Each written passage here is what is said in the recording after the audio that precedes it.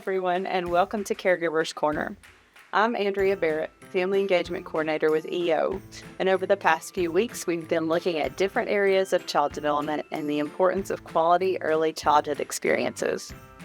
One area caregivers often mention needing extra support in is helping children develop social and emotional skills.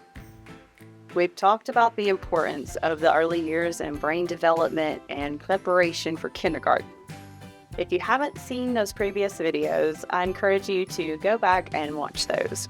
And as we think about that preparation for school, it's important that we not neglect social skills, things like getting along with their peers and managing their emotions and behavior. These are things that we can set a strong foundation for now, and social emotional health affects all areas of development. As soon as babies are born, they begin developing social emotional skills. As they interact with caregivers, infants begin following familiar voices and smiling in response to them. We hear them express their emotions often as they chew or communicate needs or discomfort by crying. They form attachments and are comforted by familiar caregivers, and it's typical for them to show some stranger danger or separation anxiety. We foster healthy social emotional development by providing one-on-one time, holding and talking to them, making eye contact as we do. Reading, singing, and simple games like peekaboo are perfect activities for this age. And as we respond to their cries and cues, we help them feel safe in their environment and help them to build trust and healthy relationships.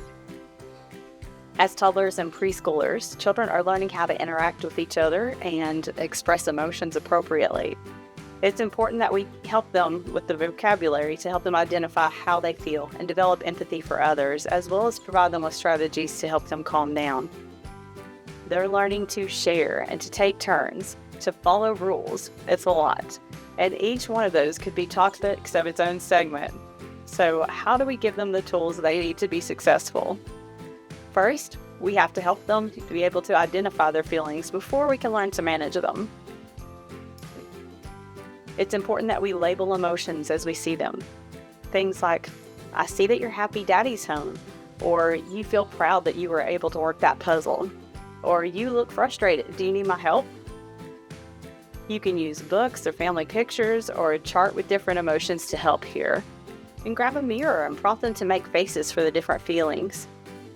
You can extend by asking questions like, what face would you make if you saw a cute bunny outside? Or what about a big bear? Or for older children, give them a scenario. Like, how would you feel if we planned to go to the playground, but it was raining and we couldn't go?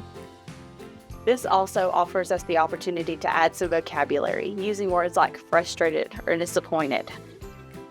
And going back to books, think about adding some to your collection or visit your local library to look for ones where characters display some of those big emotions or have a situation to work through. Reading them stories, talking about how the characters might feel in those moments, help children to see what those emotions look like and can help a child relate that to their own experiences.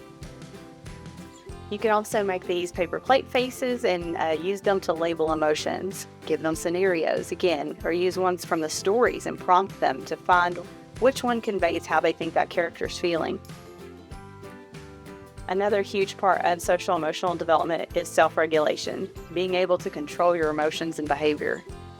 And some activities to aid in developing self-regulation we shared in a previous video are simple games like the freeze, where you're playing music and you stop and everybody freezes.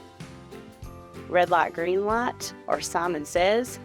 These games require children to listen and focus while we're providing a cue or directions for them to follow. Not to mention a good opportunity for the motor development and getting the wiggles out. And self-regulation is a process that we have to guide them through. We want to be proactive. Planning strategies and making them a part of our daily routine will be so helpful here. How many of you have tried to reason with a 2-year-old in the midst of a tantrum?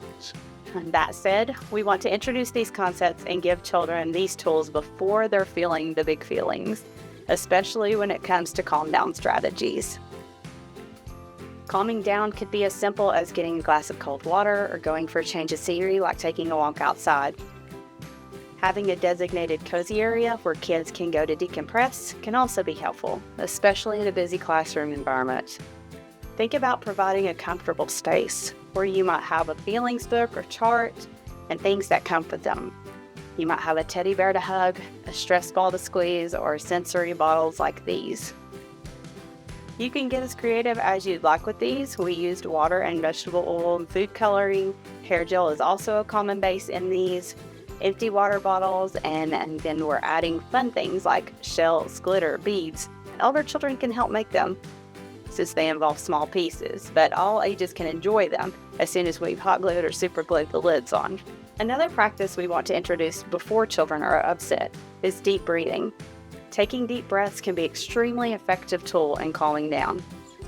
You can do this by modeling, even with toddlers, blowing bubbles, a pinwheel, or a feather.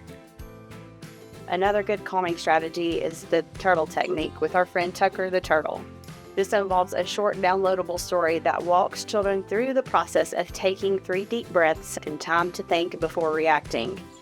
These printable stories are available in a version to be used at home or at school, and at the end of the book they have steps to calm down that you can display somewhere, like that cozy area, to help walk children through the steps of calming down.